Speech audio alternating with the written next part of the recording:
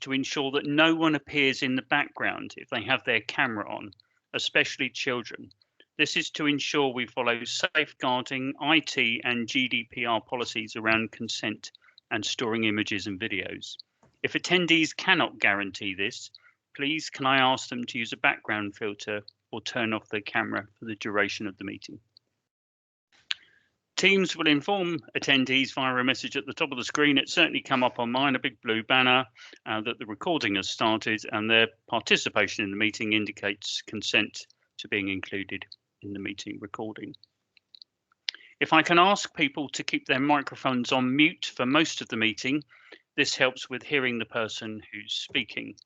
There is a function on Teams for raising your hand to ask questions. If I can ask you to try and do that, if you have any questions throughout the meeting, it's very difficult watching everyone's images to do it if you're physically waving at me. Right, enough of technology. We are meeting virtually today due to the ongoing COVID-19 pandemic, and had hoped we'd be meeting in person at the Portsmouth City Council civic offices, but hopefully next time. It's been yet another busy period for Healthwatch Portsmouth, with many virtual meetings, both familiar and new, meetings about digital technology, meetings with local health and social care provider organisations with their key executives, and some additional meetings about the new integrated care systems, ICS, which we will hear lots more about over the next year and ongoing, with terminology such as place-based systems and subsidiary. Well, our postbag, a collective description of email, social media posts and conversations, has been primarily about access to dentistry, elective appointments at QA, our general hospital, and access to primary care. And I'm sure in our manager's report, Siobhan will highlight these and other matters and all the meetings that we've collectively attended. Our local media continue to ask for our views, with comments from Healthwatch Portsmouth in the local newspaper, The News, and online, plus recently an interview on BBC Radio Solent, which I'm sure Siobhan will talk more about at some point today. I'll say it again, but we must review our meeting schedule to ensure the distribution of attendance is equitable, so it's not just a small group of board members attending, and make it a commitment that board members attend at least one meeting representing Healthwatch Portsmouth, and also look at a review of our governance handbook as well. I was reflecting this week that it's 8 years since I joined the Healthwatch Portsmouth board, and 8 years, strangely enough, since the formal beginnings of Healthwatch Portsmouth. What a journey we've been on. It made me think that we perhaps need to ponder why we are all here. Local health watches were established under the Health and Social Care Act 2012 to understand the needs, experiences and concerns of people who use health and social care services, and to speak out on their behalf. Our main statutory functions are lengthy, but some of them are to obtain the views of local people about their needs and experience of local health and social care services, and make these known to those involved in the commissioning and scrutiny of care services. To make reports and to make recommendations about how these services could or should be improved, and to promote and support the involvement of people in monitoring, commissioning and the provision of local health and social care services. And as I said, there's quite a few more, but this is what happens when you reflect, isn't it? You start to sort of remember why we're here. And of course, we mustn't forget that local health watches are funded by and therefore accountable to local authorities, in our case, Portsmouth City Council. Since we last met as a board, and as we were advised, there has been a change to our host organisation as part of the commissioning at Portsmouth City Council. And I'm delighted this afternoon, I shall wave at them, to welcome our guests.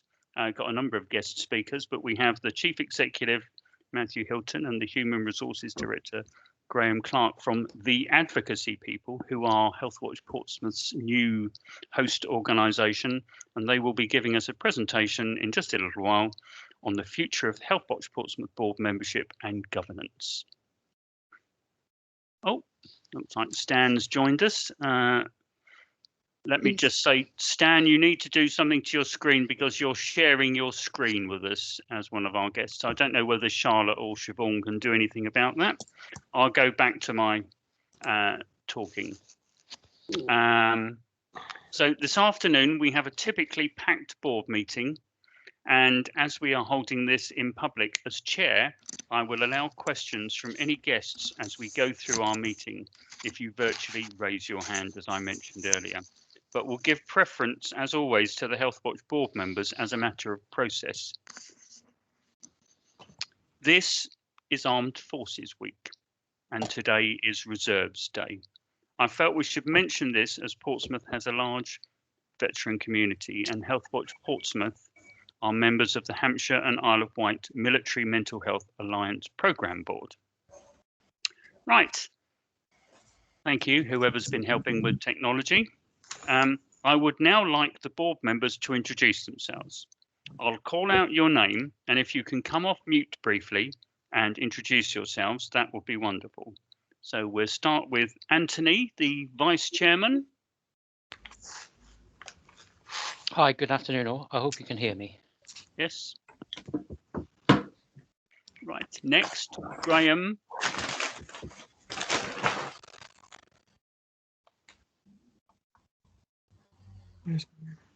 Oh, I know you're there, Graham. I saw you a minute ago. It's all right. Good afternoon. It's welcome to another board meeting. Thanks, Graham.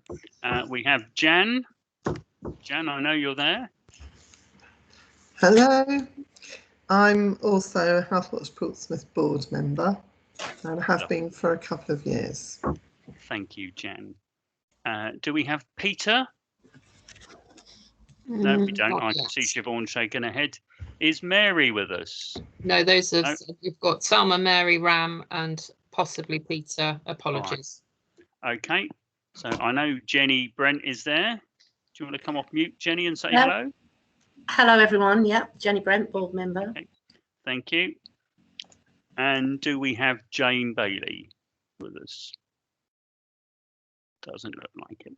Okay, so I certainly know that we've had apologies from Ram Jassi, one of the board members, and Salma Ahmed, one of the board members. So it looks like Peter and possibly Mary are apologies as well. Yes. Steve Glennon, who is a Portsmouth board member, has actually tendered his resignation from the Healthwatch Portsmouth board on personal grounds. And I'd like to take this opportunity to personally thank Steve via the minutes for his fantastic contribution as a board member at Healthwatch Portsmouth. And also on behalf of the board, we'll miss you and a big thank you for your service. And bearing in mind, of course, all board members, myself included, are all unpaid volunteers.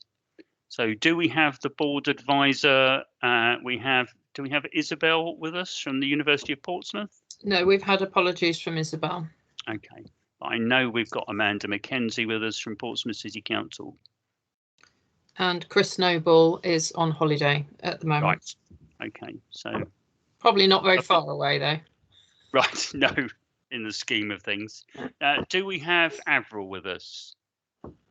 We do. We do. Okay. So it's just to say that Avril is one of our wonderful Healthwatch Portsmouth volunteers, and she's yet again very kindly agreed to take the minutes for us. So big thank you to Avril. Guest speakers, we'll get them to introduce themselves when their slot comes up on the agenda. Hopefully you can all see the agenda. And I wanted to just get the Healthwatch Portsmouth staff team to introduce themselves. So Siobhan is our wonderful manager. Hello, everyone. Thank you. Charlotte is our dedicated Healthwatch Portsmouth officer. Hiya. Hi, Charlotte. And there's Fergus somewhere in the background with his camera off, who's the independent health complaints advocate. And I've written down here, and a fantastic supporter of the Healthwatch Portsmouth volunteers. So hello, Fergus. Minor correction. I'm 1 day a week paid officer at Healthwatch Portsmouth. Right. But that's okay. But yes, and mainly involved with volunteers, interim review and research, Roger. But thank you. Hi. Okay, I'll bear that one in mind for the future, Fergus. Thank you. Thanks for coming off camera. So we've got apologies. We've talked about that. Right, on to the agenda. So Shall- rather lengthy. Shall I share the agenda whilst you're? You could do that. Would be very helpful. Okay. The first part of it is the welcome, which I've done, the introduction to the board, which I've done.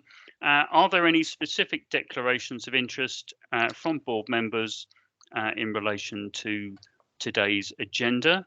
If people wanted to raise their hands, we will give board members an opportunity to refresh their declarations of interest, and we publish these on the Healthwatch Portsmouth website.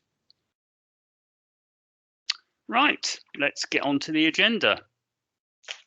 Oh, okay, so we're on to number 2. So minutes of the Healthwatch board meeting, the 11th of March.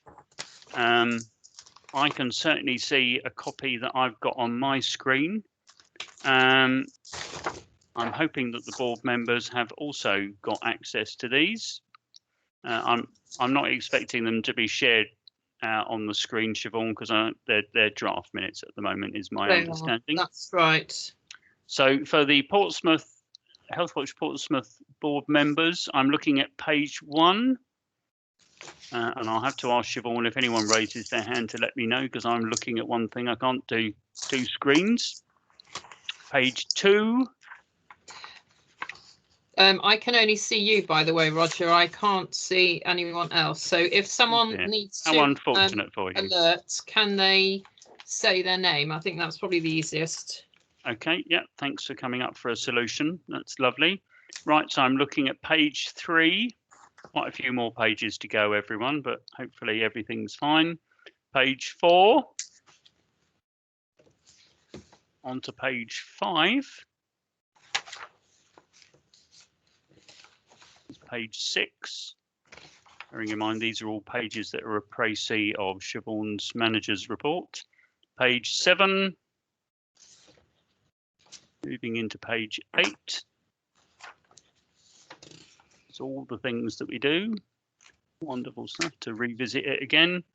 Page 9. I'm creeping up slowly to page 10. So I'm assuming, as no one has shouted their name out and no one has raised their hand, that everyone's happy for those minutes. So can I have a proposer that they are a correct and accurate reflection of our meeting? Graham Keeping, I can see your hand up, sir, and a seconder, if I could, please.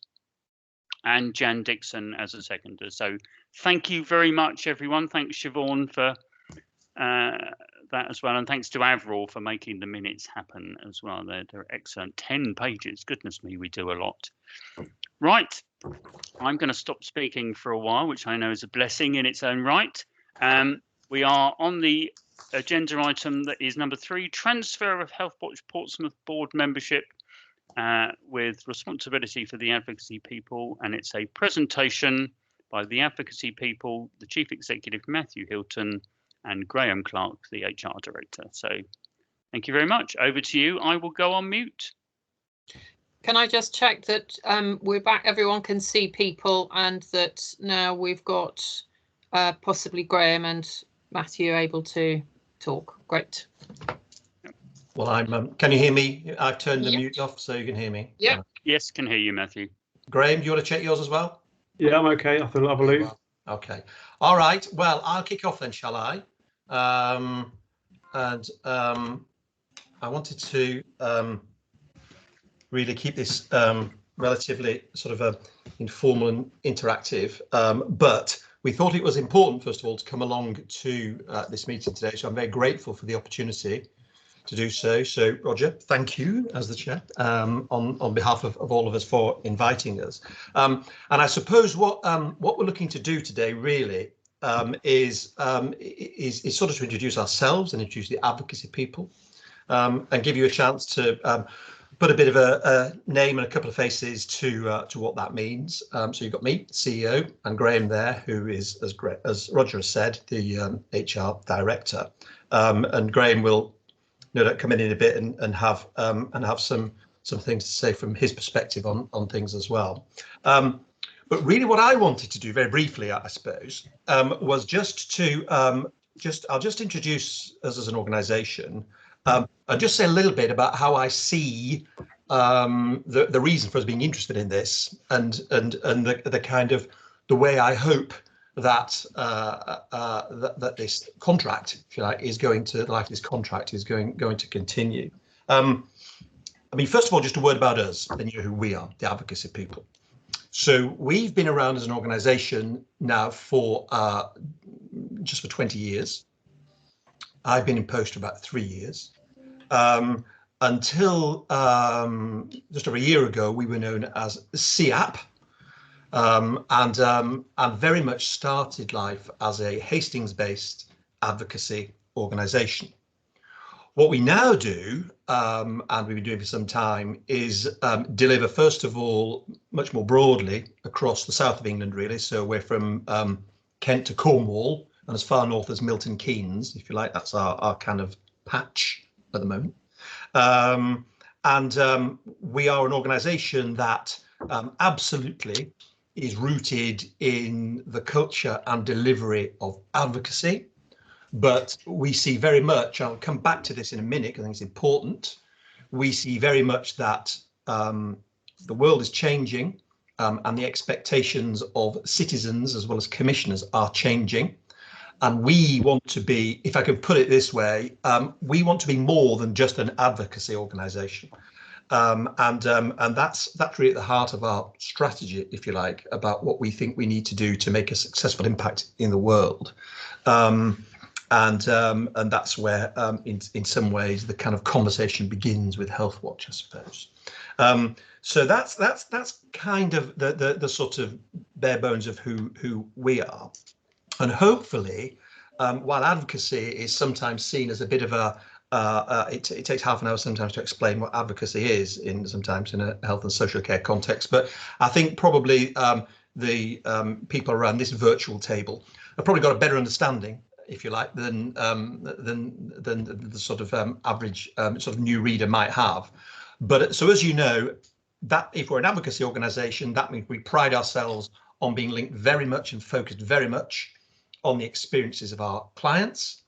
We hope that we are an organisation that is staffed with people who have got some pretty good engagement and listening skills.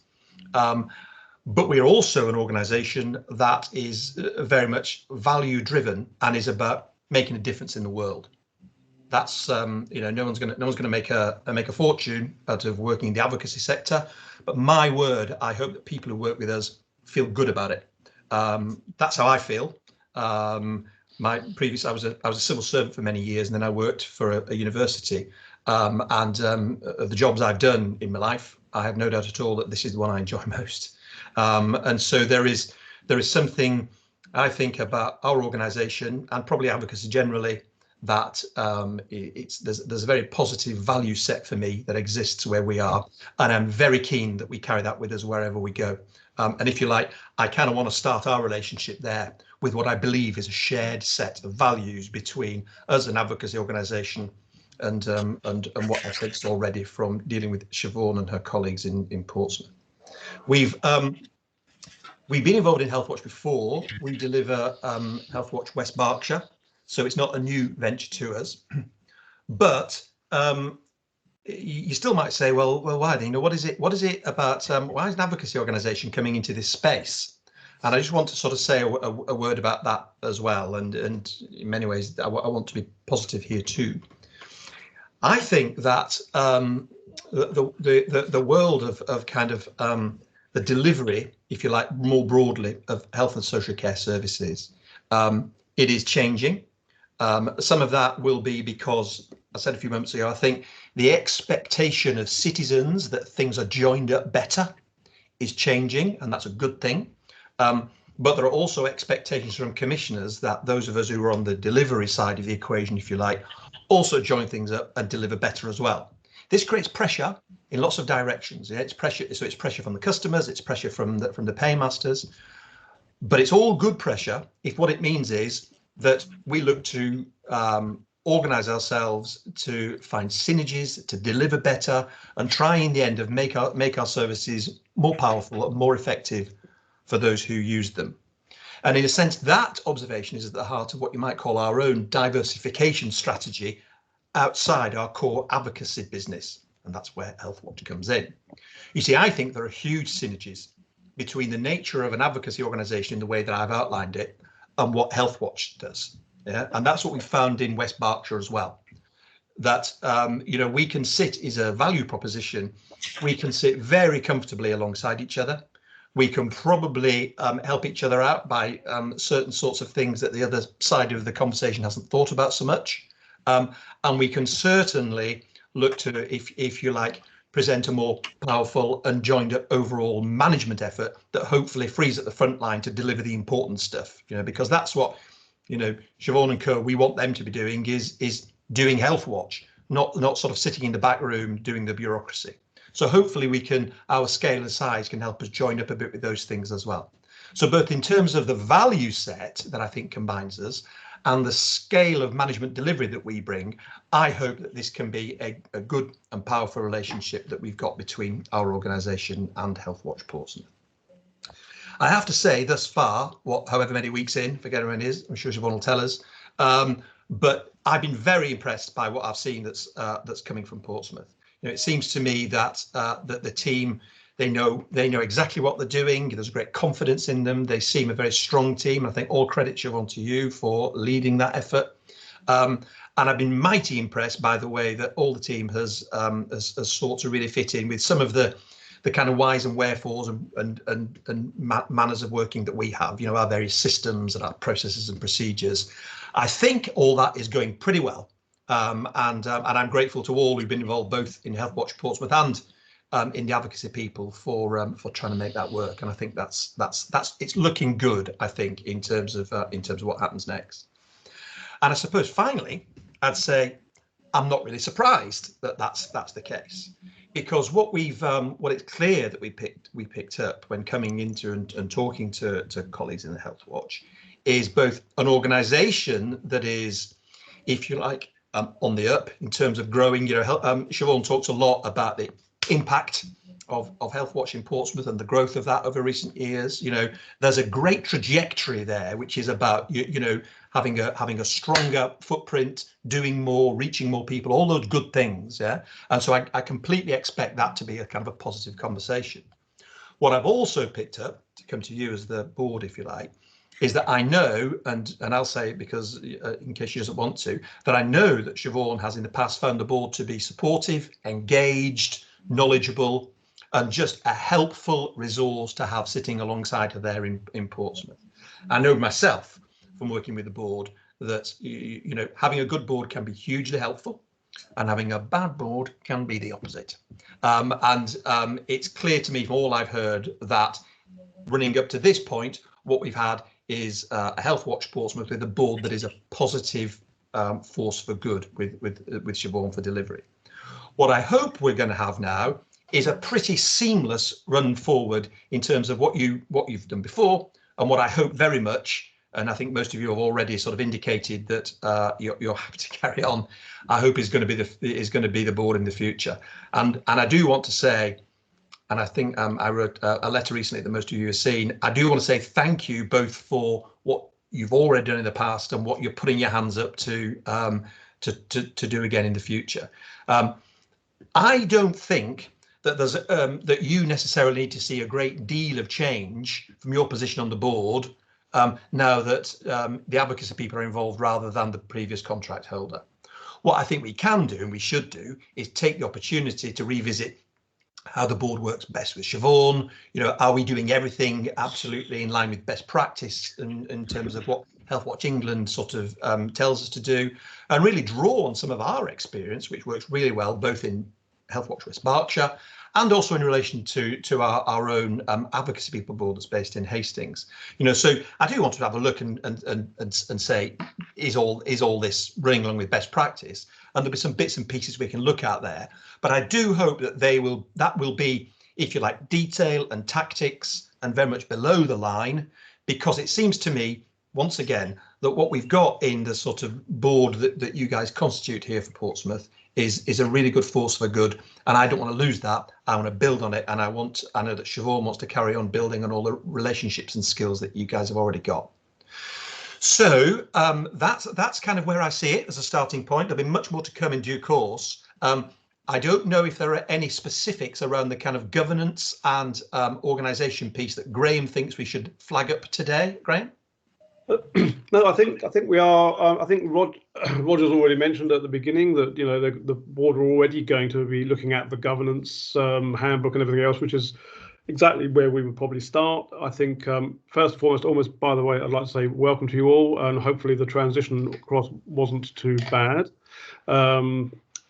It's been, I have to say, an absolute pleasure to work alongside Siobhan and the team in getting the transfer from the previous host's help and care, and that we, working with them and Siobhan and the team, and liaising with Amanda and indeed yourself, Roger, having some early involvement as well, I think made the transfer relatively good, all things considered, and I don't think we hit too many problems. And it was very helpful that we actually undertook the Office 365 transfer from one organisation to another, which is very rare and not often achieved. So that was actually a good win, I think, for all concerned, and I'm very pleased that was successful. And a lot of credit to Siobhan and working hard with me on that process.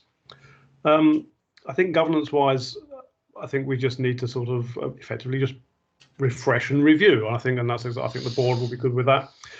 Our experience of Healthwatch is that light touch from us as the advocacy people, but more the sort of the, I would suppose, but having that support network, if you like, from myself and from Chris Noble, who's the operations director, and Matthew, yourself, I think gives us the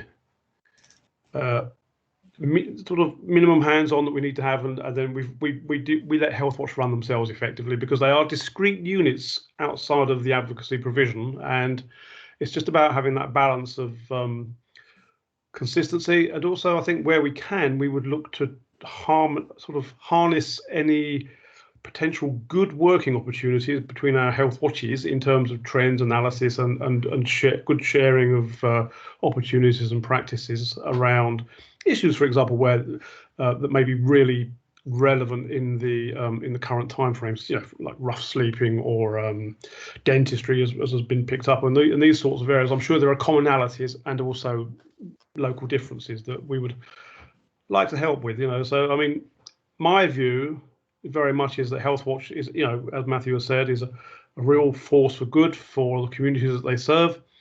But equally, from the advocacy perspectives, what we pick up with some of the clients and what the Healthwatches also pick up with their interactions with the community people, there's often some correlation and some useful swapping of good data, if you like, and which can help move forward change.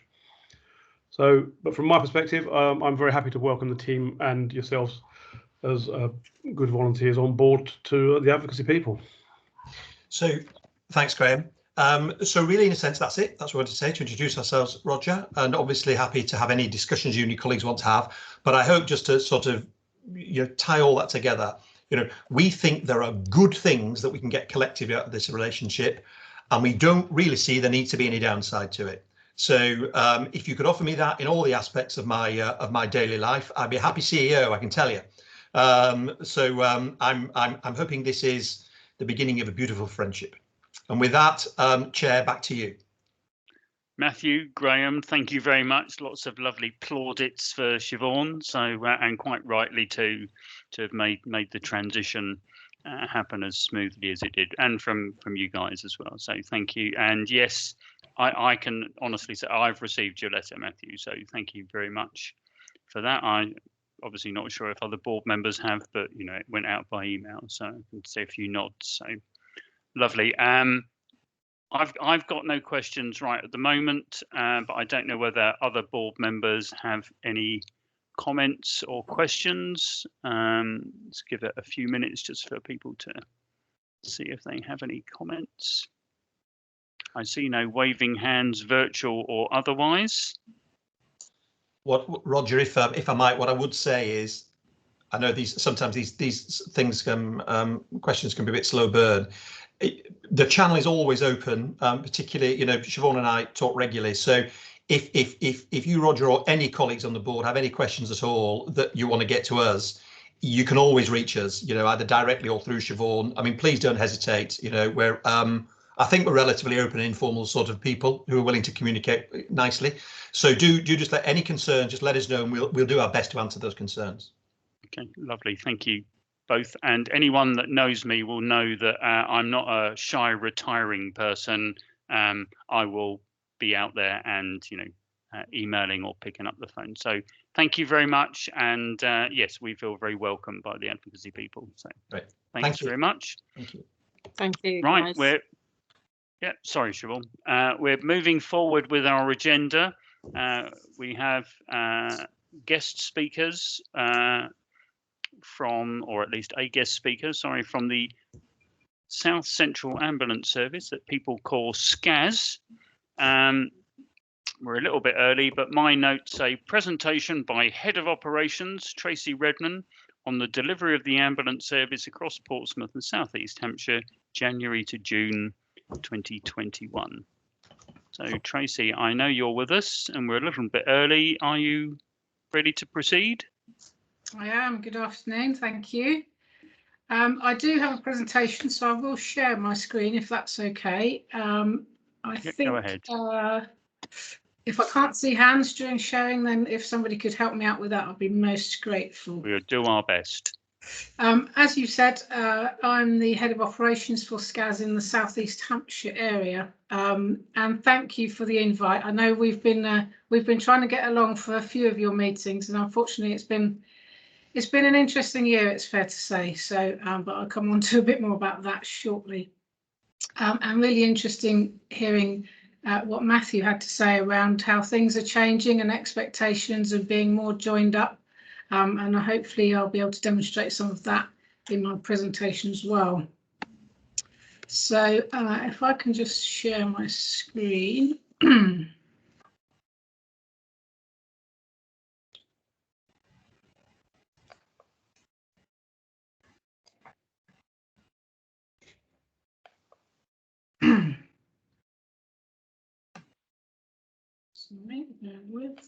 Sorry, these things can be slow sometimes, the joys of technology. So right, we've got 5 minutes to make it work. Okay. We're ahead. So you're okay. We're ahead of time. Well, that's unusual for me. I mean, us.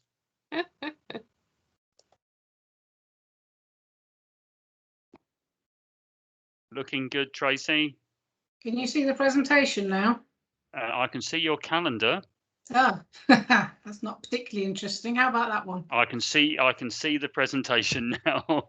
Thanks for sharing your calendar. It's very interesting. That's all right, no worries. I'll go on mute and leave it to you. Over to you.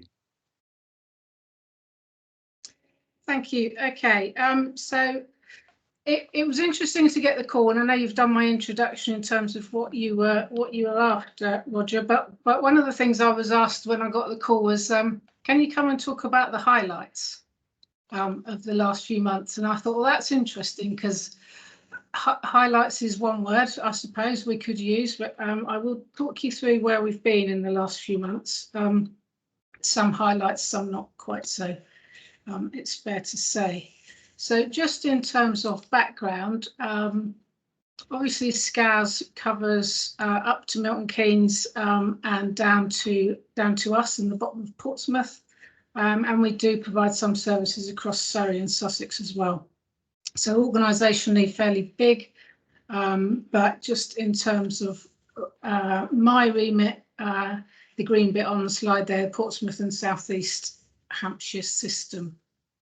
Obviously that's my area, my responsibility for primarily 999 service delivery within that area of SCAS. Just in terms of patient-facing services, I guess what people generally will see from us is SCAS run the 999 service, obviously in the area. In addition, we also run our patient transport service and the NHS 111 service in this area.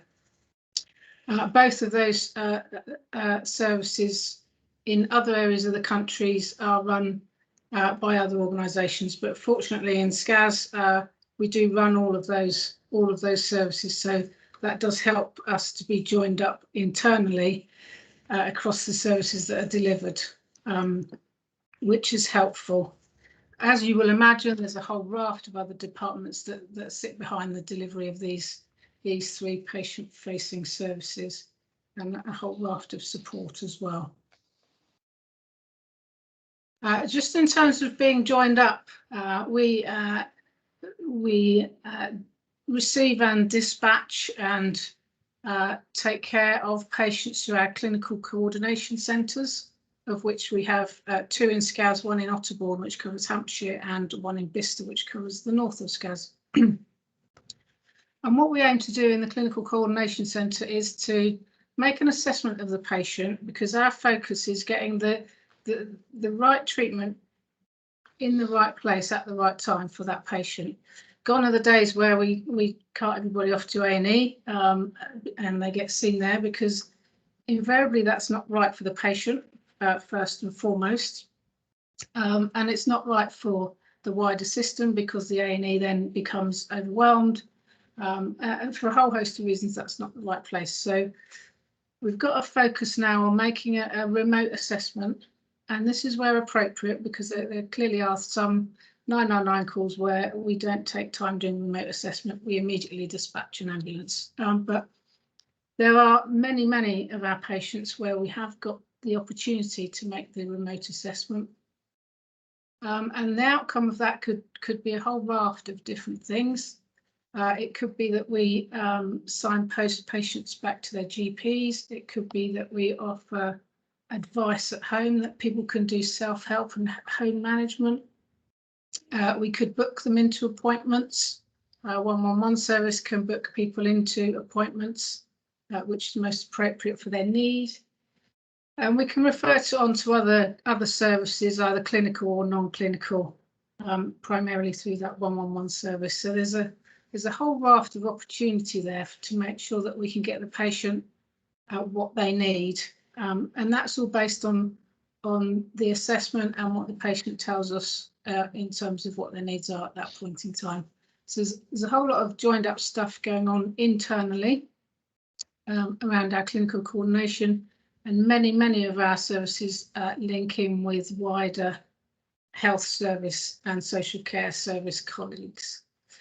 We do have, for example, mental health, social care and labour line within our clinical coordination centre. So we have those specialists from other health and care providers who can also advise the SCAS teams, but also speak with the patients as well.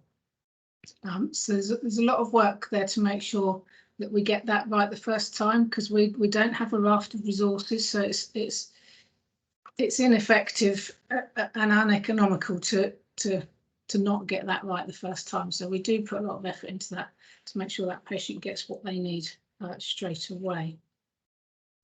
So down in the southeast, then, as I've said, where we are our focus now mostly on the 999 service, because that's my area of responsibility. We put out around 50 shifts a day from our base in North Harbour and Cosham, obviously throughout the day and night. They start and finish at various times. And alongside that, we have a number of ambulance response cars, which you will have seen around as well. And we have managers out in cars to provide oversight and clinical support. We also have a team of community first responders who work across SCAS, but a very good team in our local area who are volunteers trained by SCAS to provide an initial response to some of our life-threatening emergencies where they are the closest resource. So there's a whole bunch of different people that are responding to our 999 calls.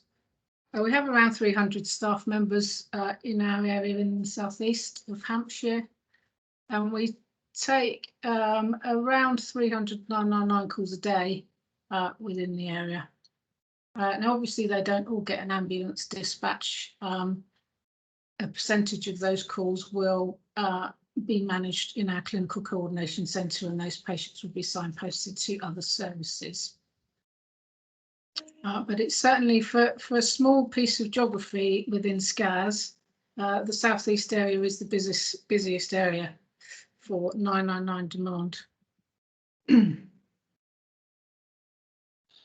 So just talking about the highlights, COVID came upon us all, and it's been an interesting time for everybody, but certainly working frontline healthcare has been extremely challenging. I think it's fair to say across the board. It's obviously not just an ambulance sector thing.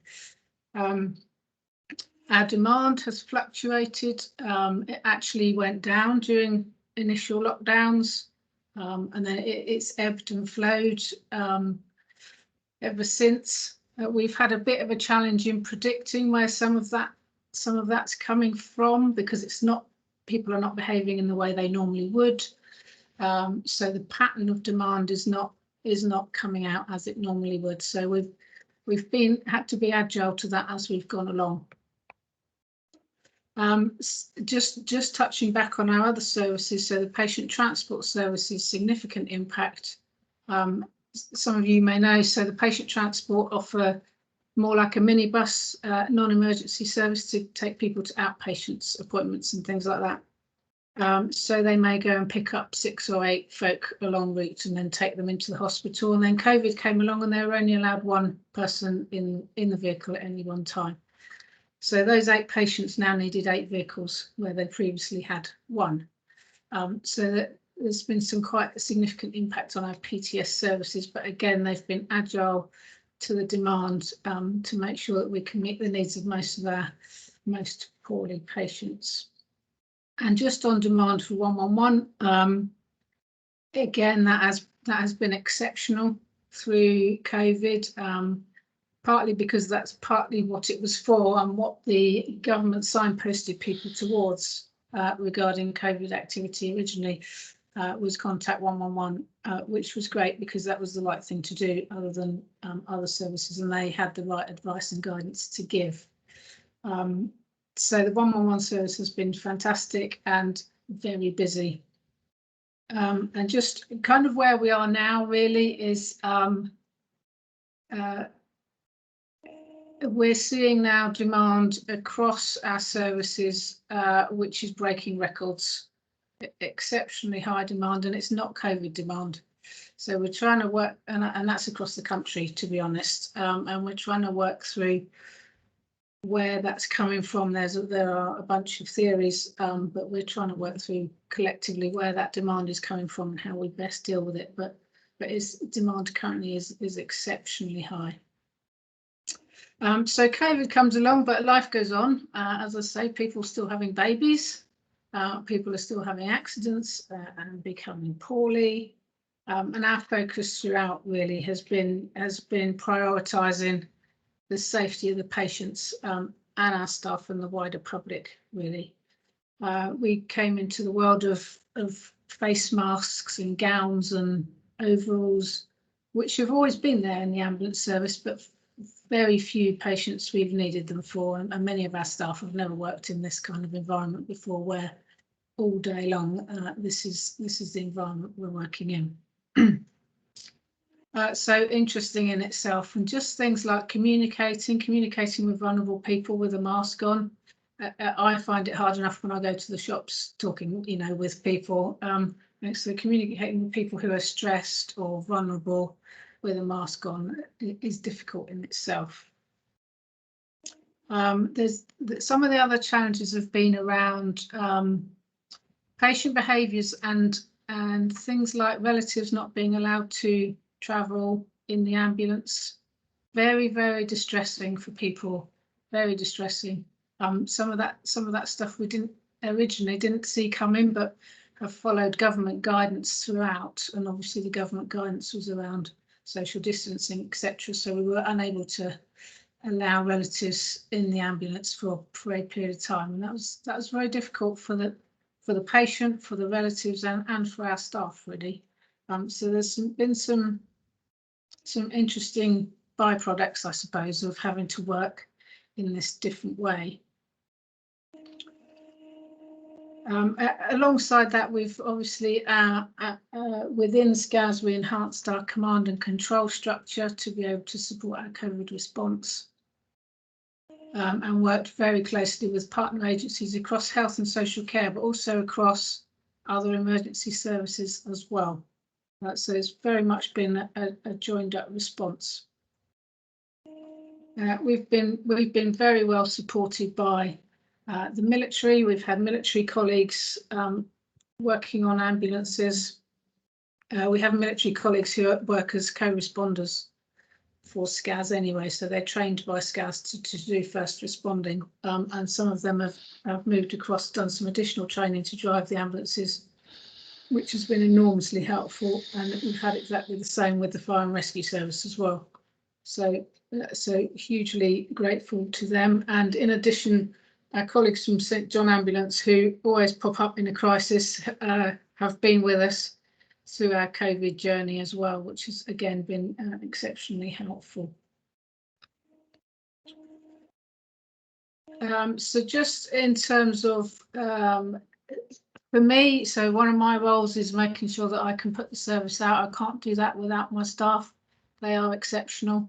They have done a tremendous job and continue to do so. And we do our very best to make sure that they're safe and well and able to continue with that. We've had a vaccination programme for our staff, as per the government guidelines, to vaccinate frontline workers, and then that's rolled out to the rest of our organisation as well, recognising the importance of our support services. So all staff within SCAS who wished to be vaccinated have been, and we also lateral flow test all of our frontline staff twice a week, again as per government guidance, which is good practice as well. We've had fantastic public support on the whole, and what we call, I think, is well known as random acts of kindness now, and folk turning up and giving us things, and again that's always happened, but that's been more difficult because we've not been allowed to accept certain types of gifts because of contamination and things like that we hadn't really thought about in the initial stages sort of came into play. But we've had some fantastic support and gifts and kindness from the public as well, which has been super. So just to finalise really in terms of how we're doing with our delivery, we are measured against government targets for our categories of call. So if I just briefly take you through them, our category 1 calls are life-threatening calls, which we are required to respond to within 7 minutes. So in our area, we're currently responding in just under 6.5 minutes, which is great. And the category 2 calls, who are our emergency calls, again, government target within 18 minutes, and we're just under 17.5 minutes. So these are our most poorly patients that we are still managing to get to in a timely fashion. And the government targets are obviously set around the science of survival of types of conditions, etc., etc. So that's where the numbers come from originally. So we're doing as best we can for those most poorly patients. Always room for improvement, and we are struggling at the moment with our lower acuity patients. So our category 3 and category 4 patients, we are outside the government target on both of those, as you can see there on the slides. We are working to see how we can do things differently, and we have got a focus in our coordination centre to make a more thorough remote assessment of these patients, because they are less poorly patients, to see whether we can perhaps look after them in a different way that gives them a more timely and appropriate response from the service. So we have got some work to do, and unfortunately when it is exceptionally busy, that things get prioritised, and that's the same. That's the same for patients. They get prioritised in terms of their clinical need. But the good news is that we are managing to still look after our most poorly patients in an appropriate time frame, which is good. Bit of a whistle-stop tour. Hopefully that was useful, and more than happy to take any questions, queries. Oh, Amanda. yeah, go on, Amanda. Your hand's up.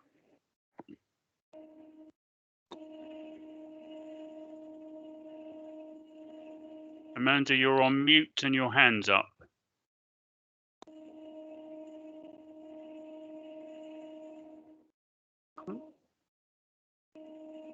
Anyone here? Yeah, intermittently. Oh, heard you briefly, Amanda. Has anyone else got any questions while Amanda's perhaps struggling with technology? Can anyone hear me now? Oh yes. Yes, we can. We've got you Go now. ahead, Amanda. I was starting to feel like I was trapped in my own computer. It was horrible. Okay, go ahead. Tracy, thank you for that. That was really, really good insights. I don't suppose that it is a question that's easy to answer, but when you were explaining that there's been obviously an uplift in 999 calls across the country after that are non-COVID related, what kind of categories are we looking at here between the 1 and 4? Is it mainly across all 4 quite equally, or is it within those higher categories or within the lower categories? To be honest, it's quite a mixture.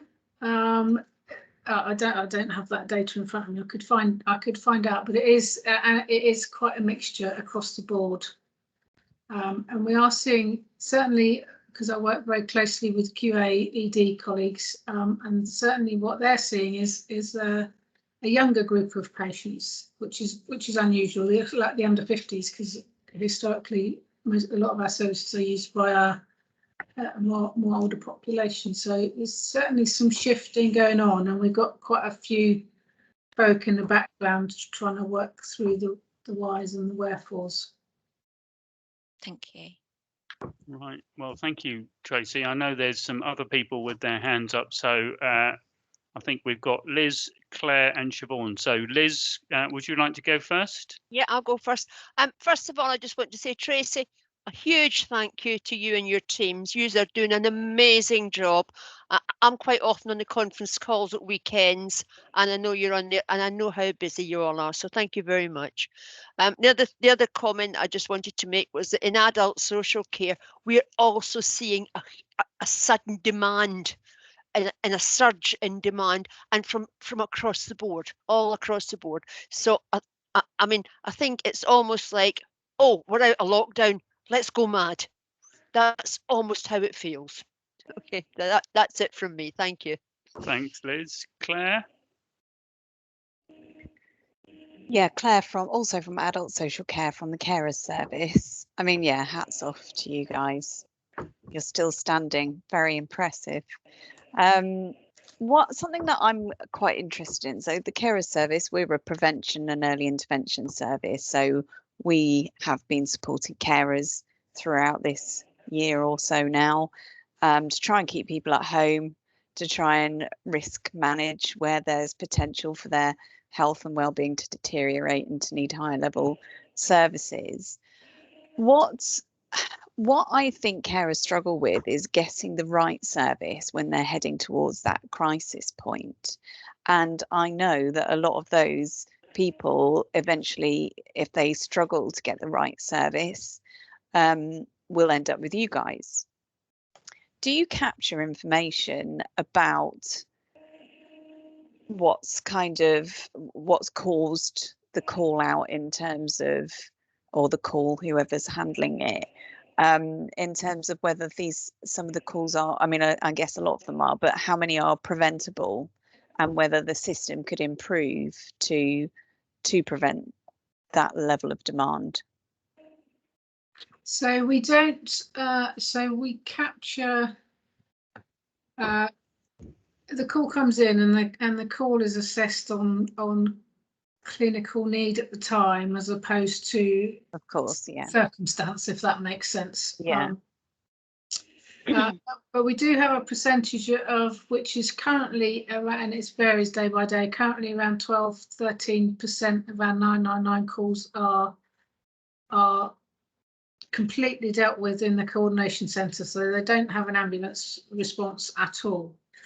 There's various signposting that goes on, which would suggest that they probably didn't need to dial 999. Perhaps they needed some help, obviously, and which we've been able to do. So, and that's kind of where the 111 service comes in, because they're much better set up for the signposting and the directing to other services. So our plea, I suppose, currently for all folk really that go out and speak with patient groups is 111 online, and I know that doesn't work for everybody. Fully accept that. 111 online ought to be the first port of call where it's safe to do so, because there's a raft of information and a raft of excellent signposting, and that might be something that the carers could start to use as well, where appropriate. Obviously, it might be worth just perhaps revisiting that with them and going through the online system. We have periodically promoted that on our social media and so on. You just wonder how many people, if people with ongoing need if more of them had a named worker, wherever that named worker would sit, it's not just going to be social care, who they could go to prevent crises, or who would be monitoring and risk managing those situations. I think what we're really not good at across health and social care is understanding what leads to the levels of overwhelm that we feel across the system. And that's potentially a massive thing that Healthwatch could look at. I was thinking that, Claire, thank you. Generating business and work for us. No problem. My very gift good to point. you. Very good point. Thank you. But things that like care plans and things like that are massively helpful in preventing that deterioration, because we can understand, all of us can understand what normal looks like, and therefore is this a deterioration or is this not? And then you can start spotting when things are not right, because you know what normal is. So we find care plans hugely useful, but not always available. So that is, yeah, and that's the issue, isn't it? I had a conversation with our Southeast rep from NHS England, carers lead, yesterday, and she was talking about plans for contingency planning to be rolled out more comprehensively across, not just in social care. And where would that information be held, and who would have those conversations? And I was kind of saying it's all well and good doing it, but there's no point doing it if, for example, the ambulance service can't access those contingency plans. They need to be somewhere that's really readily accessible. And it might be okay in Portsmouth because we have a shared record system, but in other parts of the area, county and wider, they don't have a shared record system. So that contingency plan would be not worth the virtual paper it's written on if people can't get to it. So there's lots of definitely some ongoing work there. There is stuff happening, but definitely a lot more to do. Yeah, going in the right direction though. Right, we're moving on. I've got Siobhan with their hand up, Graham with his hand up, and Avril with their hand up. So I'm going to do it in order of who put their hand up first. So Siobhan first. Thank you. It was a question, if I may, Tracy. You earlier on in your presentation, you said that the southeast area had the highest percentage of 999 calls, and I just wondered if any intel had been generated on that, whether there was a particular reason. Is it the health demographics, or is it information that people are not choosing other services, like going through to 111 first? Is there anything that's apparent to SCAS as to the reason for that? Not specifically. No. there are some demographics that play out. and there is a link between things like deprivation and high use of the ambulance service and things like that. And there are obviously pockets of some of those challenged communities within Portsmouth and surrounding areas. So that certainly does generate some of the activity. I think it's just population-wise, it's a busy place anyhow. It is. It's very densely populated. Yes. Absolutely. And I think that's probably one of the biggest contributing factors for a small patch of land. There's a lot of people. Yeah. Which will naturally generate that demand. Thank you. Okay, right. Thank you, Siobhan. Graham, over to you, sir. And we're going to have to say it just the once. You're on mute. There we are. Hopefully you can hear me. Yes, classic, we can. Just the mute button. Yes. First of all, thank you very much, Tracy. As has been echoed, what a fabulous job the NHS has done over this last sort of 15-18 months, and having to deal with these crises. And the work that you've undertaken across the teams is phenomenal. Which, from a purely personal sort of professional viewpoint, my question is. Are you seeing now, as a result of the significant workloads that staff have undertaken, an increase in potential absence rates or therefore a burnout stroke PTSD link, and or a likelihood of that going forward, do you think, as things ease? Because and do you think that's actually going to put additional pressures on the services because you're going to be feeling somewhat understaffed? And is there a contingency for that, do you think? So yes to all of the above. We saw an increase in absence at the beginning of COVID. Some of that was COVID absence, some of that was around families, etc. It plateaued, and just these last couple of weeks we're starting to see another rise in absence, although it's not specifically COVID related at the moment. That said, the government figures of the next group of people that are most likely to be affected by COVID are the age group, our workforce are the younger population, so that's something we're looking out for as well. In terms of mental health, it's big in the ambulance service as a topic because many people are affected, many staff are affected. So we do have quite a strong programme of support for our staff, but nevertheless, we do have absence due to mental health issues.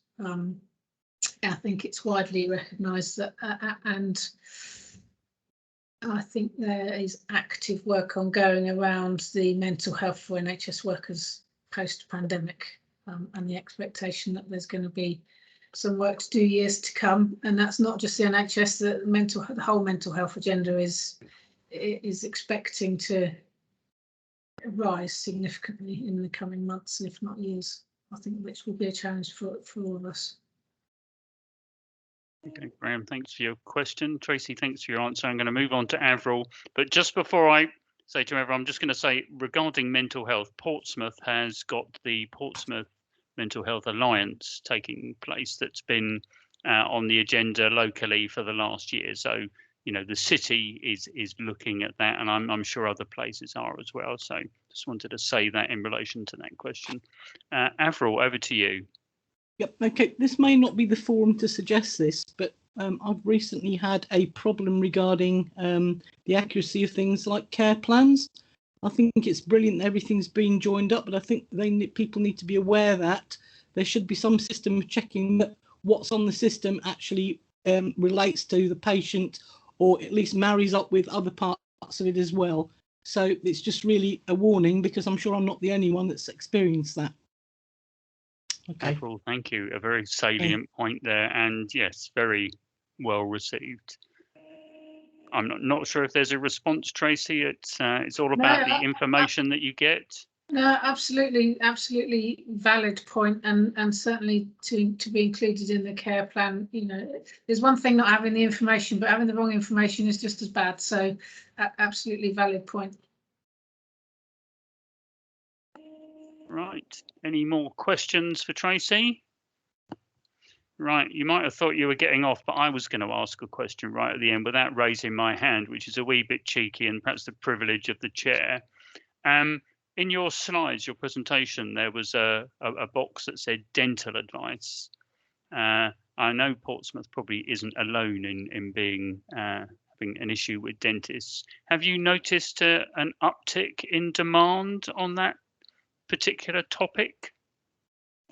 The honest answer is I've no idea, because I don't. It doesn't entirely fit in my remit, to be honest. So I can find out for you. It would be very interesting if you could let Siobhan and I know. We've had a real issue with dentistry in the city, and there's just one of the 2 new practices has recently opened. It'd just be interesting to know if there's been an uptick in demand from your advice line that you offer for dental advice. Yeah, let me find out. I'll come back to you. Okay, lovely. I had no more questions. I can't see any more hands, virtual or real. So Tracy, from all of us, thank you so much for coming today. It's been quite an education to learn more about what you do, and you know, a big thank you to you and the team, and clapping hands from Graham there. Thank you for the technological, but I can't do it. I've got too much to do here. So thank you very much for coming today, and hopefully we'll have you back at some point to do a bit of a follow up in a year or two. So if you need to go, Tracy, we know you're very busy. Quite understand, but thank you ever so much from all of us. Thank you. Thanks for having me. Take care. Okay, thank you. All right, bye-bye. Right, wonderful.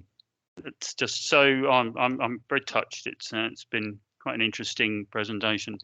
Right, we're moving on, and I'm going to go on mute probably for a while because the next item on the agenda, I've seen the report in advance, is the operational update on Healthwatch services by the Healthwatch Portsmouth manager, the wonderful Siobhan McCurrock. And you're going to give a summary of your report. Thank you, Roger. Yes, promise it's a summary rather than the entire contents. I was half expecting a drum roll then, Roger, but maybe next time.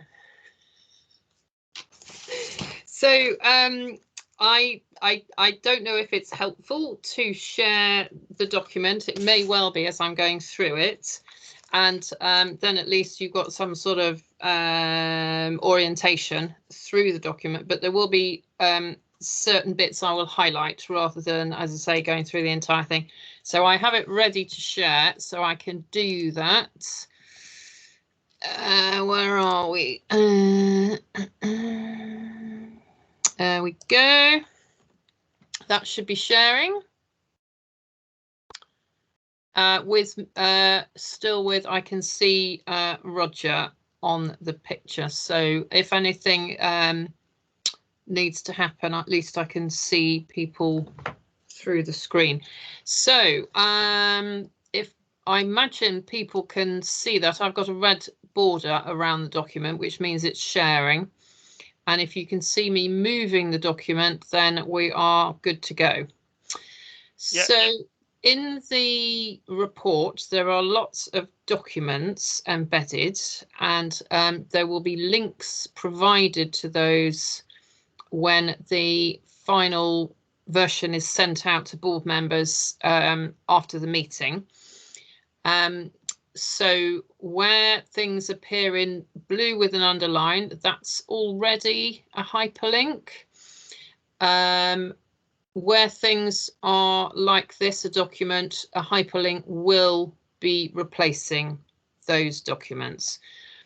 So when you receive this document by email, board members, you can actually click on the link and it will bring you to a website. It won't do it whilst I'm sharing, but it will take you directly to that link, which is an internet hyperlink for the information I have included. So I thought I'd just let you know that that is the purpose of my including hyperlinks throughout the document. So we have continued from this. So this report relates just from April. It's not the rest of the year. It's literally just from April. So we've continued to provide information and support to anyone who's interested in Healthwatch Portsmouth information that we provide. A huge amount goes on our website, and we encourage everyone to look at that for up-to-date information and coverage of a wide range of issues. With the COVID pandemic, we have been able to gather feedback not only locally, but Healthwatch England provides national feedback, and we do upload documents received from Healthwatch England as well. We did a report in the spring, which was gathering up 12 months worth of COVID impact feedback, and we published this and looked at a couple of the main topics, which were dental appointments and access to GP appointments. We looked to see if they were still relevant in terms of what could we do now, 1 year on from what people had been telling us for 12 months. So we looked to see what was going on, and from early April till mid-May, 71% of the feedback we were still getting related to difficulties people had with accessing NHS dental appointments. So as a result of that, we wrote to the Director of Communications and Engagement for the Hampshire and Isle of Wight Integrated Care System to say there must be provision for more NHS appointments in Portsmouth. There had been provision made in the Isle of Wight and Hampshire, so we said, please will you increase that for Portsmouth. We also had Healthwatch England exerting pressure on dental discussions, and the press release is there. They were saying that across the country there is massive pressure on dental services, that people are struggling for urgent dental appointments. This is not routine checkups. So we continue the good fight on informing people about dental issues, and whenever there's new information such as a new dental service opening, it's on our website on the news page. So as Roger mentioned, our board member Steve Glennon will be very sadly missed in terms of his contribution to the board.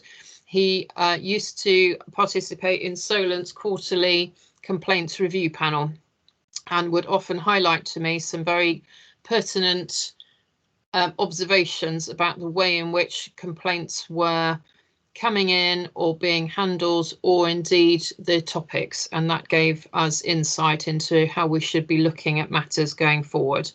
So Steve is looking after his wife, and we wish him very well with that.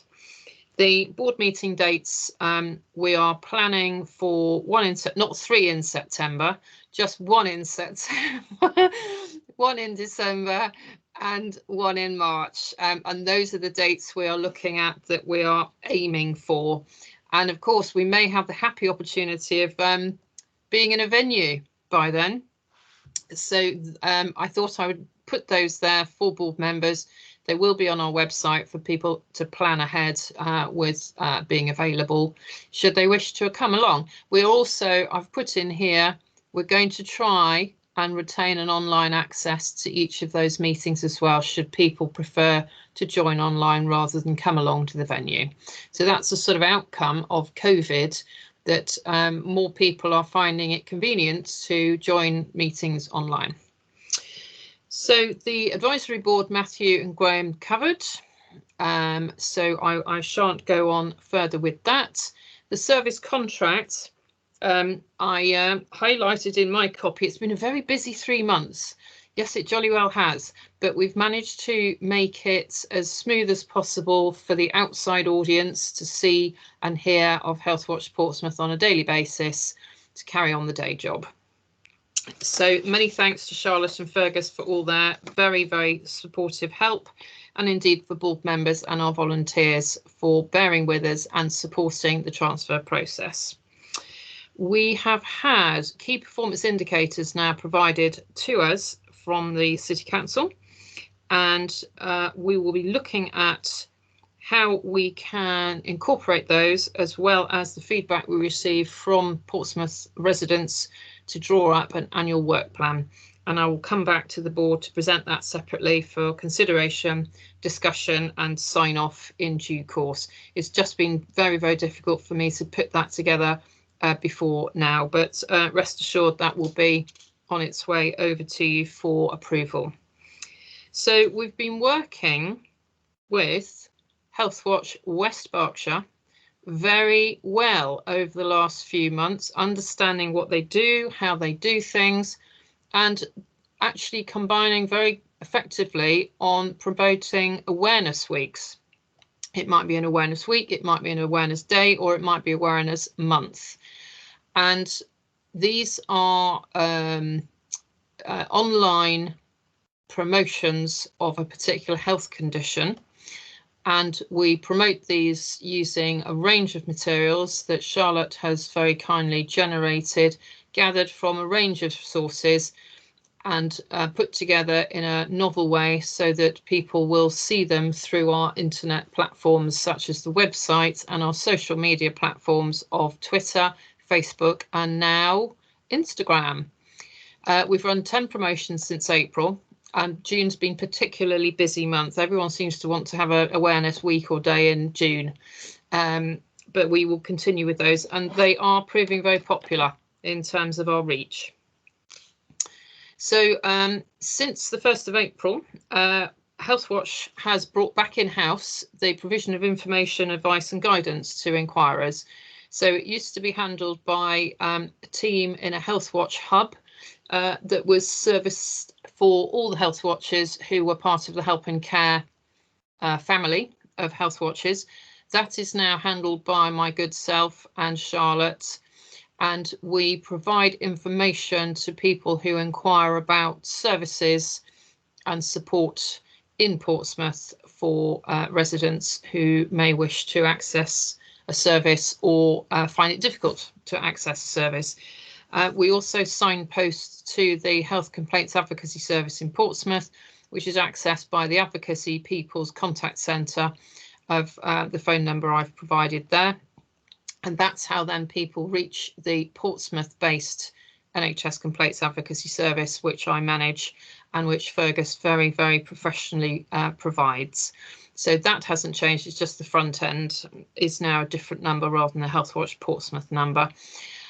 We don't have an office at present. We had to move out when the Frank Sorrell Centre closed and is now sold, I believe. They just couldn't make the numbers work in terms of room bookings whilst the COVID pandemic was running. So we are looking for premises and hope to be somewhere sometime in the near future in Portsmouth. And when we do find somewhere, we will of course let everybody know. And then we can get our leaflets printed and updated. So with moving on to our highly valued volunteers, we did have to have a transition process that Graham and Matthew referred to. All the previously serving board members agreed to transfer across, and absolutely delighted that 6 of our registered volunteers came across, and we've actually recruited 3 new volunteers, so we have 9 volunteers, which is really excellent start to our activities. We were able to celebrate Volunteers Week at the beginning of June, and we profiled what Avril had said was her 5 best moments of 2020. I was very, very touched with the fact that she felt so strongly that there were some really great moments of her volunteering time with Healthwatch Portsmouth. And I sincerely wanted to thank the Healthwatch Portsmouth volunteers for all their support in helping Portsmouth to achieve what we do. Volunteers, board members, staff, it's a team effort, and without our highly valued volunteers, we would not be able to do what we do. So thank you again for everybody who supports Healthwatch Portsmouth. And moving on to the review that the volunteers undertook last August of GP surgery websites. We published the information in January, and the clinical commissioning group was very intrigued as to the results. So they asked us to do a review at the end of March to see if any changes had been made in line with those recommendations we did. And we did actually find that there were 17 changes. And we published that on our website, which is this document here, which is direct link to it. And we also hope to revisit GP surgery websites around August to see what they're talking about now on their information display, because of course that is where people are finding out information these days. If they're struggling to get through on the phone or not able to go to the surgery, and they don't want to burden NHS services through other channels.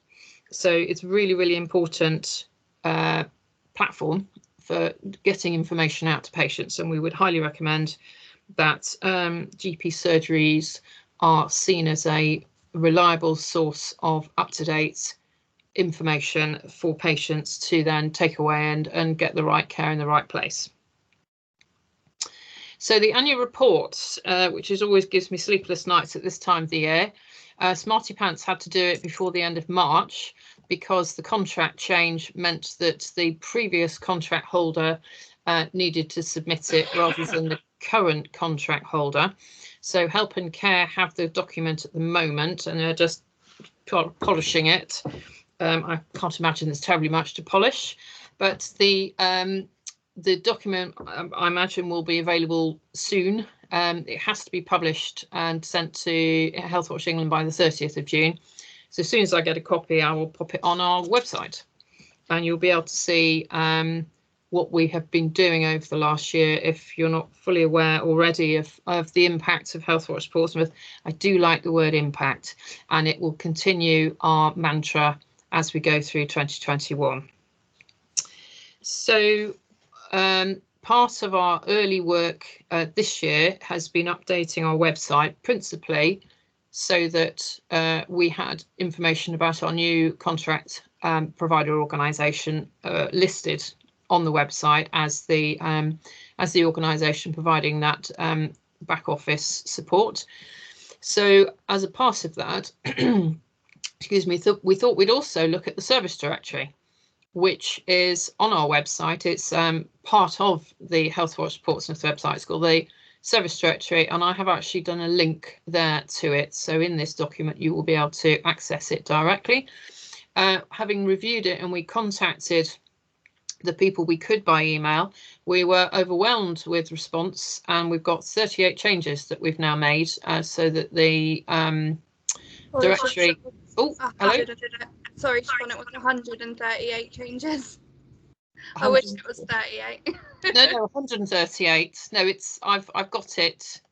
I've got it there in black and white in the document. Yes, I think my voice was going, so I said I struggled to say 138, but absolutely no, we've got the right number.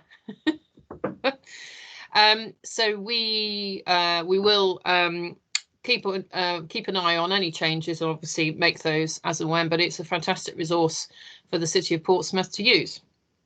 So we will be promoting that as and when we can to anyone who wants to use it. So our social media reach as part of the internet activities is very impressive, with 17,000 total for May and 10,000 in April. We find that sometimes we have particularly high interest posts, and we use that intelligence to see, well, what should we be doing to reach as wide an audience as possible for later months as well. And we had a recent Learning Disability Awareness Week in which we had a very, very high following of people to our posts, which also included a video. and we're seeing that video does seem to draw in more interest, so we may well be doing more video coverage of activities and topics going forward. The Independent Complaints Advocacy Service, as I mentioned, is now under the auspices of the advocacy people. The contact number is there. I've highlighted it. It still comes through to the Portsmouth office, but there's just the access point is different.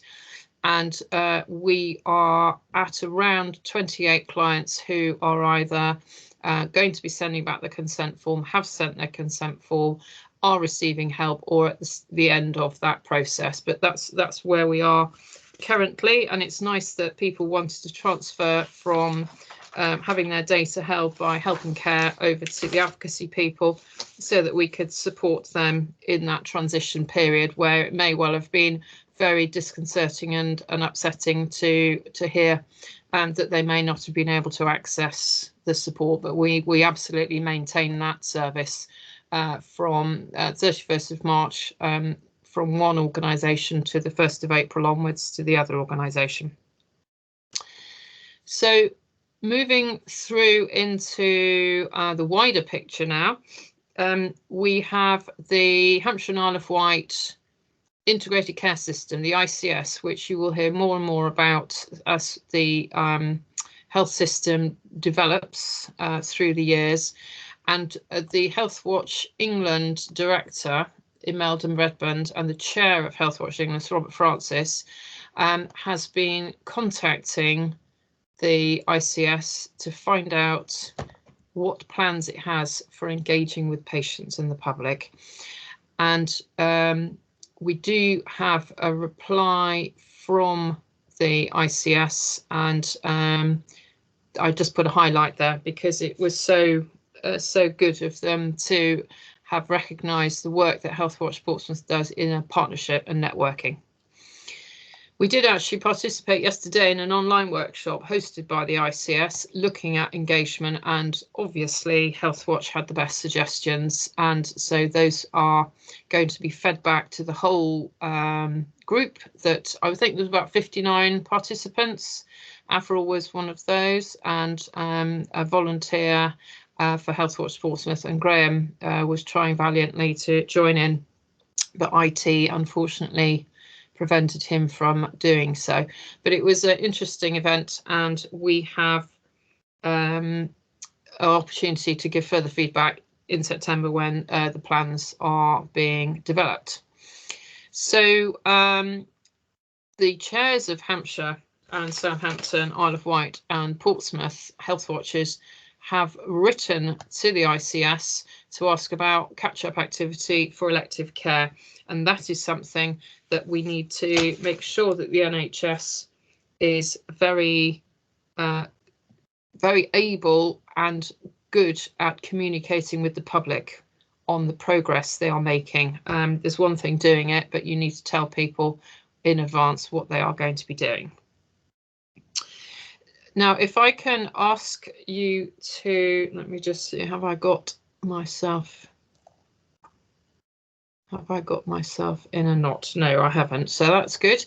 So there is something that I wanted to raise with the board, which is a request for your approval that we are involved in involving people, which is a development from the Wessex Voices partnership, and the opportunity for Healthwatch Portsmouth to remain within the network of Hampshire, Southampton and the Isle of Wight, because that's our geographical footprint in the ICS. It feels right for us to maintain that relationship with those other health watches so that we can combine as full Healthwatch to coordinate our pressure that we want to build on the health service planners in the area to get the best services for people who live in the area.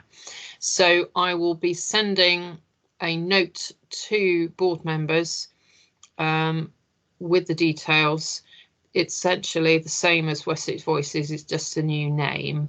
But if I could ask Healthwatch Portsmouth board members to approve that, I would be most grateful. So I shall send that in a separate email as well for you all. So moving on to community-based services, dental care has been a very, very large part of our working, and we have been finding out information and posting it on our website as soon as it's available. What we have heard is that the new dental surgery that's opened at Hanway Road is already full, which is a bit of a shame. There is a separate surgery trying to help as well until Cosham opens later in the year. We'll just have to wait and see to see if the demand outstrips the supply of units of dental activity that these two contracts are going to be providing. So I'm going to skip a little bit now to mental health. There is a community mental health service review, which is taking place currently. And there have been events recently that carers have been involved and invited to. Healthwatch Portsmouth is being asked to discuss the transformation process. The slides there and the framework will be available through a hyperlink. And if board members have comments, please do send them through to Roger and I, because we will be meeting with the Community Mental Health Service transformation team in mid to late July. So it would be good to hear your views, please, on the proposed services for community mental health. I shall move on a little through the document, which you're very, very welcome to read at your leisure. We had meetings with a very wide range of senior leaders for NHS trusts and commissioners, and they range across the topics for health and care services. We had secondary care services publish a report from the urgent and emergency care standards work that we did 2 years ago, and pleased to see that the work that Healthwatch Portsmouth did as part of this has been recognised and adopted for use in emergency care services, and the way in which these are shaping up will be reviewed in due course. They've just started tracking these activities now across the pathways. We did ask about letters going out to patients who were facing delay in their elective care treatment, and there has been very recently published from NHS England guidance to trusts as to how to write, what to write to patients. And so the link there that I'm providing is the information that trusts are using, including Portsmouth Hospitals Trust. They, which segues on nicely to the quality accounts that they were producing. But in the meantime, on the emergency side, we are looking forward to a fascinating visit through to the emergency department, where Healthwatch Portsmouth will do a walkthrough, and we'll be looking at the various points along the route. So I suggested we use it like a bus stop, and we identify what happens where, and if there are particular opportunities for improving the patient experience. So that will be a fascinating journey. And if one more participant would like to join us, Healthwatch Portsmouth board member or volunteer, I'd be absolutely delighted if you'd like to come along. There's a pre-meeting later this month, hopefully, with the activity taking place in July, probably after the 19th, when we're allowed to have more flexibility in terms of arrangements for social distancing. So the quality accounts have recently been sent for comment by Healthwatch Portsmouth. Timeframes have been very tight for various trusts. Again, the hyperlinks will be included, and we have made our comments to Portsmouth Hospitals University Trust, Solent and Southern Health, we've had a rash of commentary, and we also have commented about the health and wellbeing strategy to Portsmouth City Council, as well as the Portsmouth Blueprint.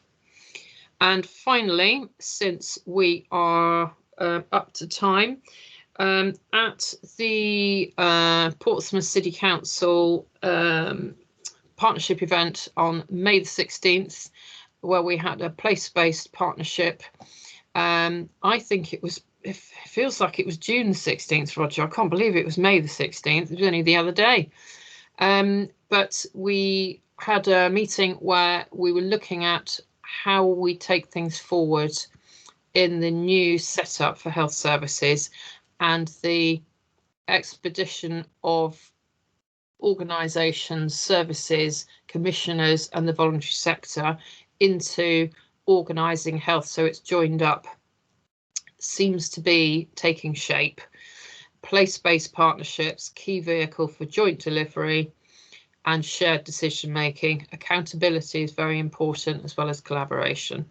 So we've been involved in those top level discussions about how can it be made to work better, but let's not get rid of the things that are already working really well.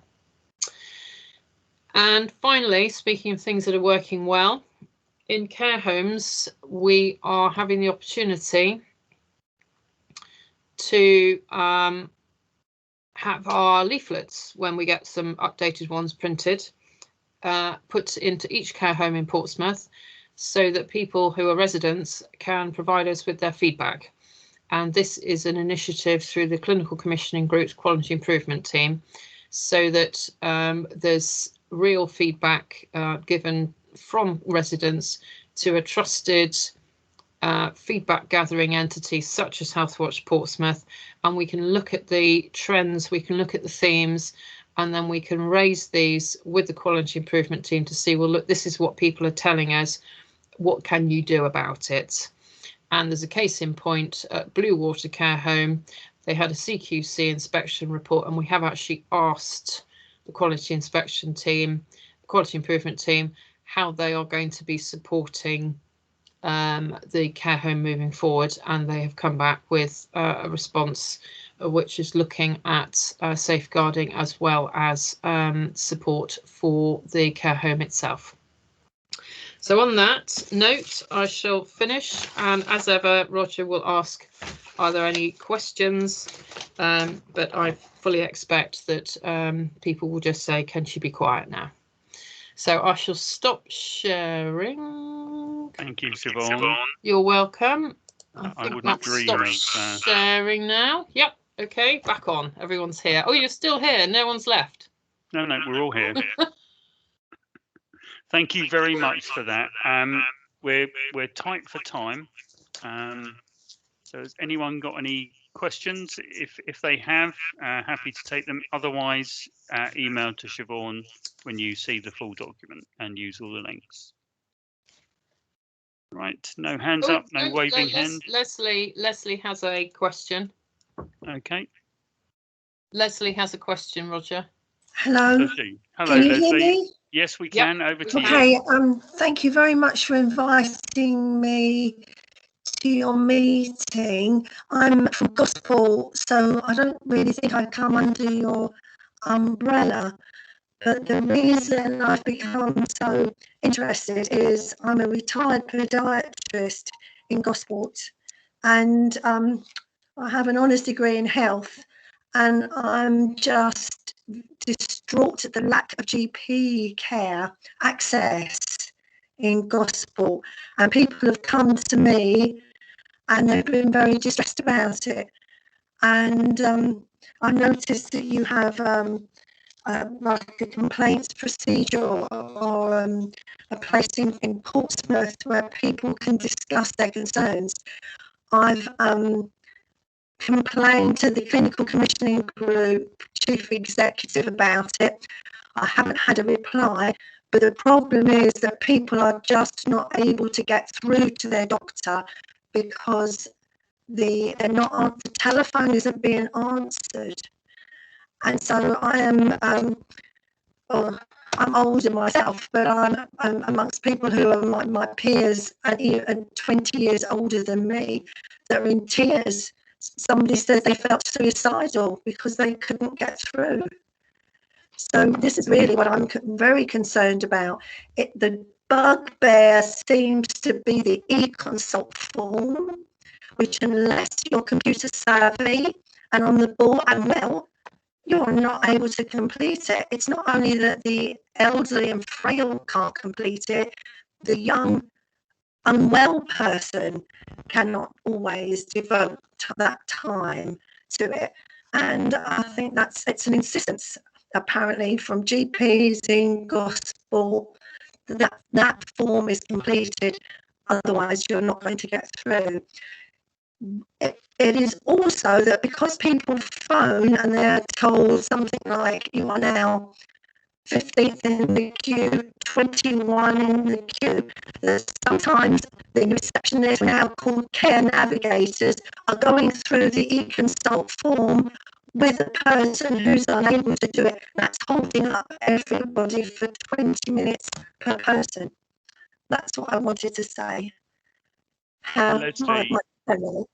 Leslie, thank you for sharing that. You're right, Gosport is out of our remit. It comes under Healthwatch Hampshire, and if you leave us your email address, we can put you in touch with, you know, our equivalents in Healthwatch Hampshire. But what you've said resonates very much with people in Portsmouth. I've heard very similar stories told, and the e-consult form, the ICS that we've talked about throughout the meeting, they are talking of reviewing that form and recommissioning it. And if I'm not, that sounds like your doorbell. It is. Can I just? Let you go, it's we'll my let you husband. go and answer that. Okay. Thanks. Thank you very much. I do appreciate it. Thank you. Thank you very much. Right, that's the real board meeting taking place right there. Absolutely, and the doorbell. So I've put Leslie on mute, which I found that I can do. We're moving on to we have a presentation by Portsmouth Carer Centre, the manager Claire. Are you on the call, Claire? You are, aren't you? Over to you. Hello. Yes, I'm afraid I didn't manage to do slides this time, but I have got a briefing I can share. So bear with me. I don't understand why sometimes it just shows your screen and sometimes it gives you like a tray of things you can choose from. There we go. Can you see that? Yep. Okie dokie. Right, so conveniently, it was Carers Week a couple of weeks ago. Like you say, all these weeks come in June. So I have recently done a briefing for some of the elected members who visited during Carers Week. So I thought I would use that because it's pretty much up to date. So I'm Claire, I'm the team manager of the Carer Service in Portsmouth, which sits in adult social care. Like everyone else, we've had a funny old year. We saw quite a decent drop off actually in numbers of new referrals to the service. In the main part of the pandemic, if you like, and that's only really changed since the sort of spring, the beginning of spring, really March time, when those numbers started increasing, and now our levels of new referrals are off the scale to keep us nice and busy. But what we did a lot of during the pandemic was supporting those who were already known to us in a much more intensive way. So providing replacement care services, sometimes where people would normally be accessing a day service, helping people with emotional support, trying to monitor and manage risks, where the risks of the care are kind of reaching crisis point with the pressure of the situation. So we are now almost back to business as usual. There's still a lot of people who are not keen on accessing services face to face, but we are available face to face now, and actually have been for quite a while, but demand was very, very low to start off with. We are back in the building on a rota system. Some of the carers peer support groups have come back into the building now, although that again is being fairly slow to get off the ground. So it's sort of gradual build up, hopefully back to a bit more normality. And I'll talk in a minute a bit about what we're doing to support carers out of the pandemic.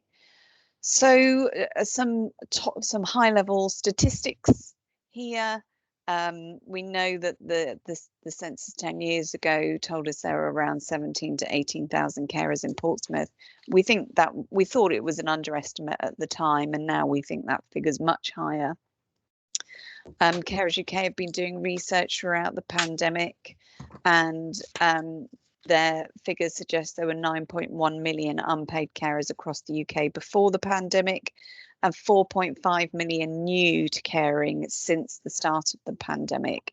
Phenomenal numbers, making it even more important that we identify carers, so those looking after someone in an unpaid capacity, early on in their caring journey, and that there are then really clear pathways through to support for those people who have been identified. So just here, there are some stats from the Carers UK research they did 6 months on from the beginning of the pandemic. 81% of carers were providing more care than before lockdown. 78% of carers saying that the needs of the person they care for have increased, which is obviously huge. 64% at that time hadn't had a break at all in the last 6 months. And 58% had seen their physical health impacted by caring through the pandemic, and 64% their mental health impacted. Oh, it's my door going now. It's all right, my husband's going to get it. So I think I have met most of you in the past, but if people aren't familiar, the service is based within adult social care. We do most of the carers assessments in the city. Carers assessments are a statutory Care Act assessment. We try and take an early intervention and prevention approach so that we can support people early and prevent things deteriorating. And the common things we support people with are help to get a break, information and advice, emotional support, and planning for an emergency. And we provide breaks as well. I won't go into that in loads of detail because I think most of the people here have heard from me before. So we did continue to operate as usual during the pandemic, apart from everything being remote, obviously, for the times that we were in proper lockdown. Social care did carry on with home visits where needed, but we didn't actually have any demand for that from carers. So in terms of coming out of this, we know that carers often are isolated from friends and family because of their caring role outside of pandemic times, and that the pandemic will have really made that problem worse for lots and lots of people, everyone essentially. We know that carers are often worse off financially than their non-caring peers, and during the earlier stages of lockdown, Carers UK found that carers were twice as likely as the general public to have used a food bank.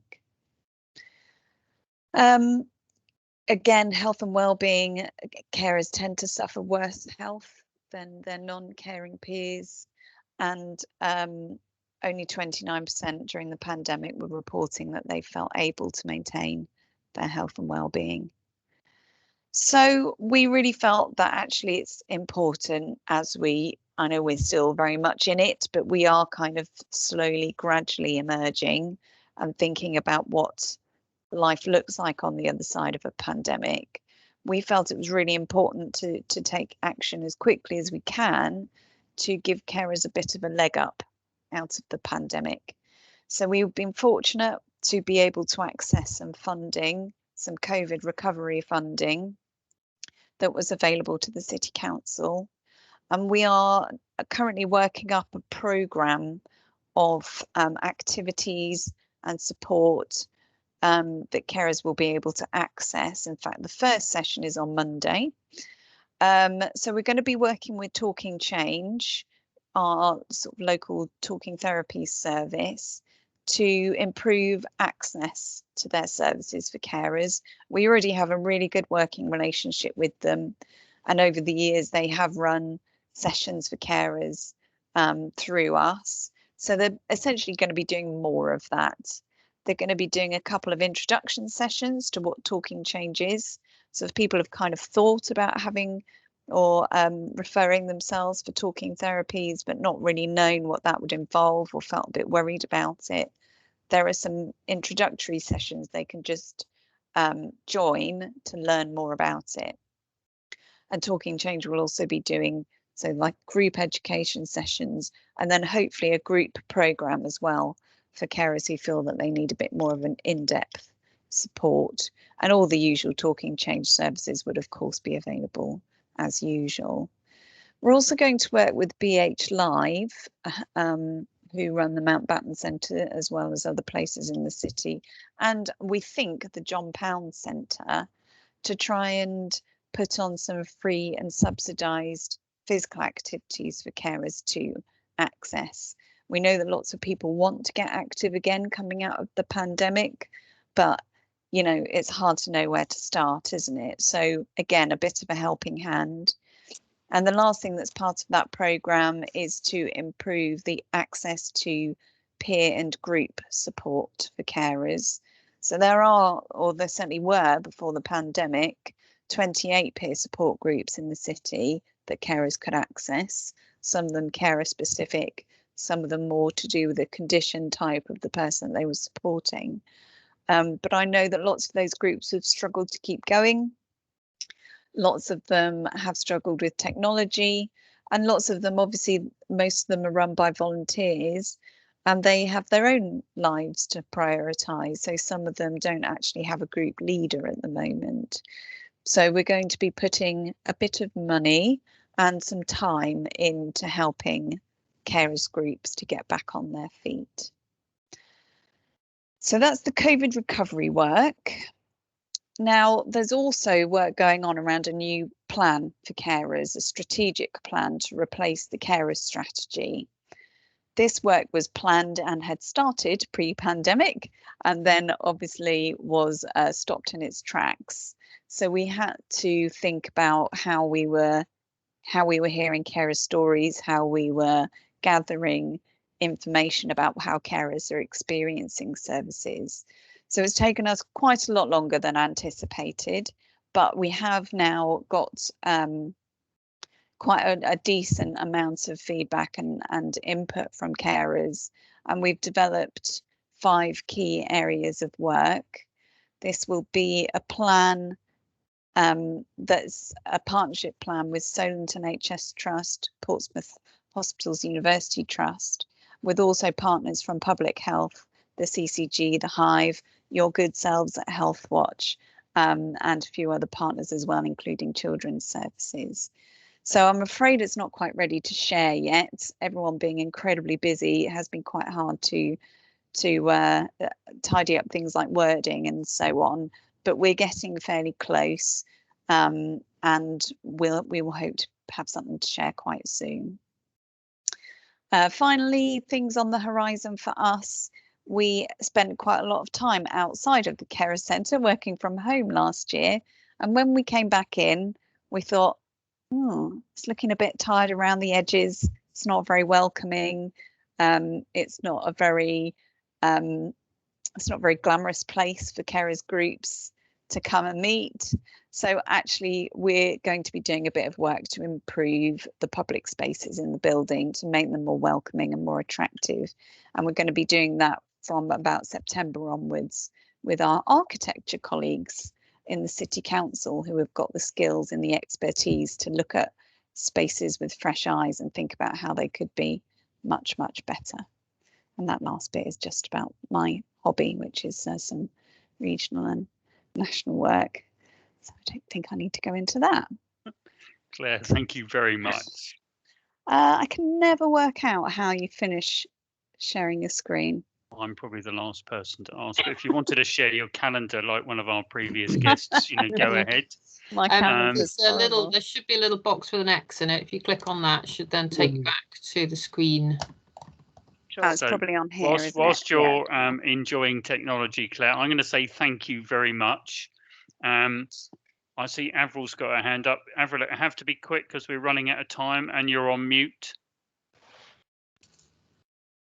I'll put it forward as a separate thing then, Roger. If you could pass it on to Claire sometime. Yeah, I'll we put will it do. down All as right. email. Yeah, Fine. yeah, Thank you, no Roger. worries. Thank you.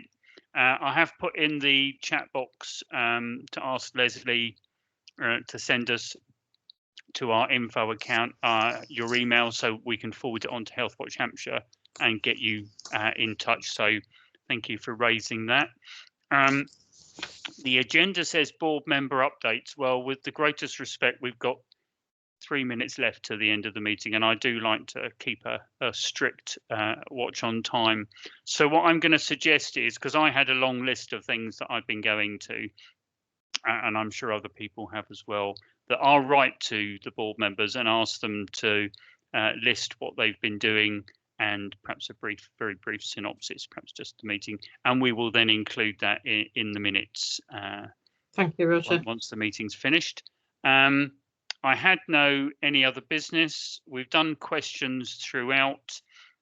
Historically, we've always said questions from the public a week in advance.